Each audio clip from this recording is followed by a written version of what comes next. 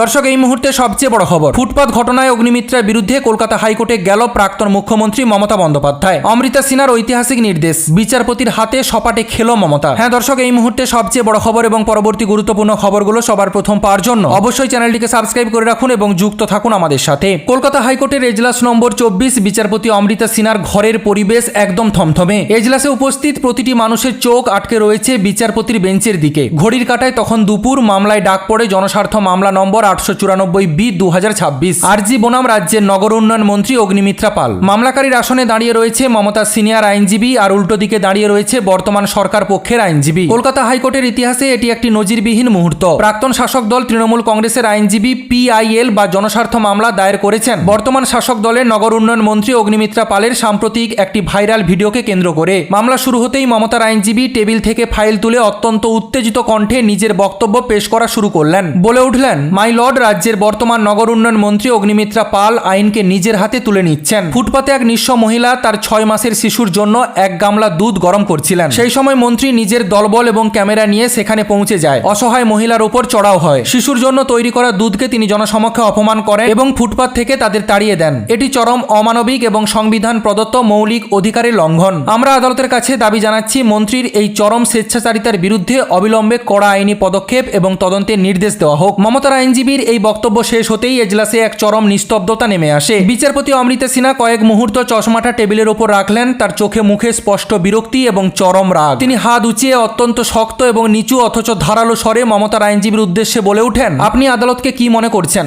Kolkata high court কি রাজনৈতিক নাটক তৈরি করার জায়গা, নাকি কোনো রাজনৈতিক দলের মিডিয়া সেলের বর্ধিত অংশ? আপনি জনস্বার্থ মামলা বা PIL দায়ের করেছেন, কিন্তু আমার প্রশ্নের উত্তর দিন, এই মামলার মধ্যে জনস্বার্থটা কোথায় লুকানো রয়েছে? মমতার আইনজীবী সামান্য ইতস্তত করে ফাইলটি নেড়ে চেড়ে আবার বলতে শুরু করলেন, মাই লর্ড, ফুটপাতবাসী সেই শিশু এবং মহিলার মানবিক অধিকার। বিচারপতি অমৃতা সিনহা সঙ্গে সঙ্গে থামিয়ে দিয়ে হাত নেড়ে তীব্র কটাকের সুরে বলে উঠলেন, মানবিক অধিকার? বাহ! 15 বছর ধরে যখন আপনারা এই রাজ্যে ক্ষমতায় ছিলেন, যখন আপনারা সরকার চালাতেন, তখন শহরের ফুটপাতগুলোকে বেআইনিভাবে জবরদখল হতে দিয়ে কার পকেট ভরা হচ্ছিল? 15 বছর ধরে কলকাতার শহরকে, ফুটপাতগুলোকে এক একটা বস্তিতে পরিণত করা হয়েছিল। একের পর এক বেআইনি হকারকে বসিয়ে ফুটপাতের গ্যাসে উনুন জ্বালিয়ে হাজার হাজার মানুষের সাধারণ হাঁটার অধিকার কেড়ে নেওয়া হয়েছিল। সেই 15 বছরে আপনাদের এই মানবিক দরদ কোথায় লুকিয়েছিল? বিচারপতির এই ধারালো মন্তব্যে পুরো এজলাসে গুঞ্জন শুরু হয়ে যায়। মমতার আইনজীবী নিজের বক্তব্য সামলানোর চেষ্টা করে কম্পিত গলায় বলে ওঠেন, মাই লর্ড, প্রাক্তন সরকারের শাসনকালের কথা এখানে অপ্রাসঙ্গিক, কিন্তু একজন দায়িত্বশীল মন্ত্রী যেভাবে ক্যামেরা নিয়ে মিডিয়া ট্রায়াল করছেন, প্রকাশ্যে ধমক দিচ্ছেন, তা তো সংবিধানের বিরুদ্ধে। তখন বিচারপতি অমৃতা সিনহা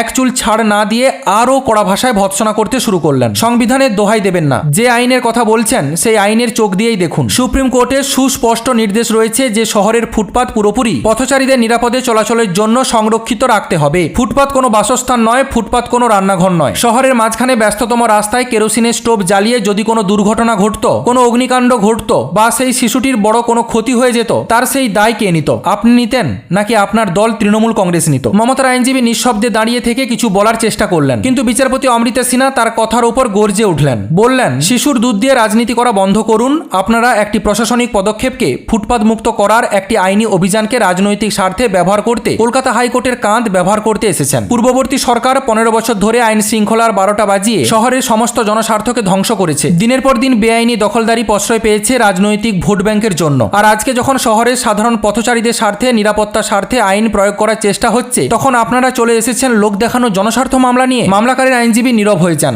পুরো এজলাস যেন নিস্তব্ধতার চাদরে মুড়ে গেছে। বিচারপতি অমৃতা সিনহা এজলাসের সমস্ত আইনজীবীদের দিকে তাকিয়ে তীক্ষ্ণ আক্রমণটি করে বসলেন। বলে উঠলেন, আদালতকে রাজনৈতিক ময়দান বানানোর এই নোংরা খেলা বন্ধ হওয়া দরকার। পাবলিক ইন্টারেস্ট লিটিগেশন বা জনস্বার্থ মামলার নাম করে যে ব্যক্তিগত এবং রাজনৈতিক স্বার্থ চরিতার্থ করা হচ্ছে, তা এই বেঞ্চ বরদাস্ত করবে না। আপনি কি চান আদালত আপনাকে এই ধরনের ভিত্তিহীন এবং রাজনৈতিক উদ্দেশ্যে প্রণোদিত মামলা দায়ের করার জন্য দৃষ্টান্তমূলক জরিমানা করুক? মমতার আইনজীবী নিচু স্বরে বলে উঠলেন, না মাই লর্ড, আমার শুধু আদালতের দৃষ্টি আকর্ষণ করাই উদ্দেশ্য ছিল। বিচারপতি অমৃতা সিনহা চশমাটা আবার চোখে পড়লেন আর নির্দেশের ফাইলটি খুলে পেন দিয়ে সজোরে সই করতে করতে চূড়ান্ত রায় ঘোষণা করলেন। বললেন, আদালত এই মামলার মধ্যে বিন্দুমাত্র কোনো জনস্বার্থ বা আইনি গ্রহণযোগ্যতা খুঁজে পাচ্ছে না। এটি একটি সম্পূর্ণ ভিত্তিহীন, প্রচারমুখী এবং রাজনৈতিক উদ্দেশ্য প্রণোদিত আবেদন। আদালতের মূল্যবান সময় নষ্ট করার জন্য এবং আইনি প্রক্রিয়াকে রাজনৈতিক স্বার্থে ব্যবহার করার চেষ্টার কারণে এই আবেদন চরম ভৎসনার সঙ্গে খারিজ করা হলো। বিচারপতির হাত থেকে পেনটা টেবিলে রাখা মাত্রই মমতার আইনজীবী মাথা নিচু করে নিজের জায়গায় বসে পড়লেন। পুরো কোর্টরুম জুড়ে তখন বিচারপতি অমৃতা সিনহার সেই ঐতিহাসিক ভৎসনা সিনহার রেস এবং প্রাক্তন সরকারের 15 বছরের গাফিলতির বিরুদ্ধে চরম কষাঘাতের প্রতিধ্বনি ভাসছে। তো দর্শক, বিচারপতি অমৃতা সিনহার এই কড়া সিদ্ধান্ত এবং প্রাক্তন সরকারের 15 বছরের ভূমিকা নিয়ে বিচারপতি অমৃতা সিনহার এই মন্তব্যকে কি আপনারা সমর্থন করছেন?